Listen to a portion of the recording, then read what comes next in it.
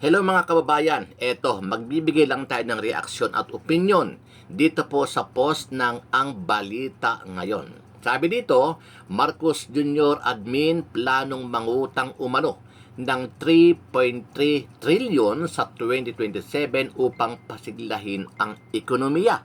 Wow! Napakalaking halaga po ito mga kababayan, no?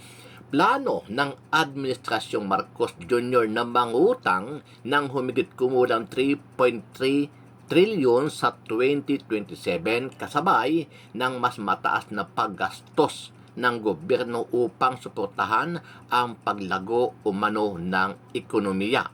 Ang gross borrowing program, sandali, may nag-chat. Okay, stop ka muna.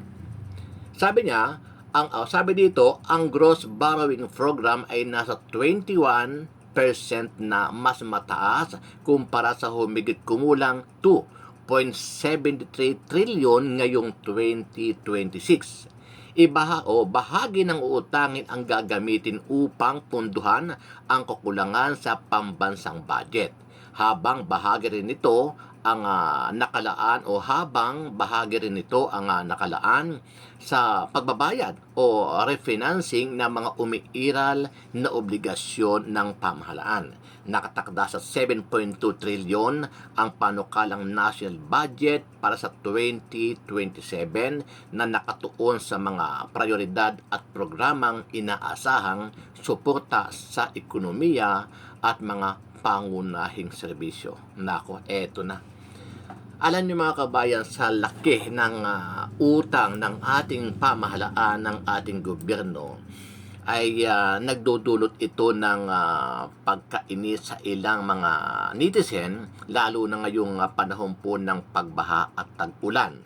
Dahil ang sinisisi nila ay yung nakaraang flood control project. Okay? So, yung flood control scam na kung saan nga po, tanggalin ko yung salamin ko. Yan.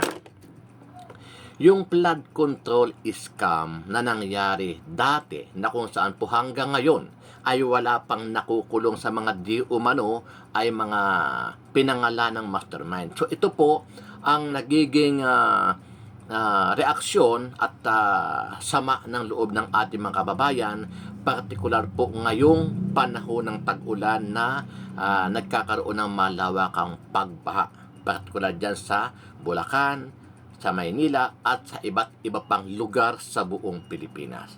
Pero ngayon, ayon nga po din sa balita, is 3.3 trilyon sa 2027 upang pasiglahin umano ang ating ekonomiya.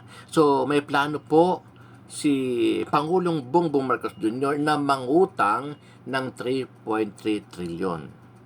Sang-ayon ba kayo sa plano ni Pangulong Bongbong Marcos Jr. na mangutang muli ng 3.3 trilyon ngayong 2027? Pakicomment po ang inyong mga reaksyon at opinion.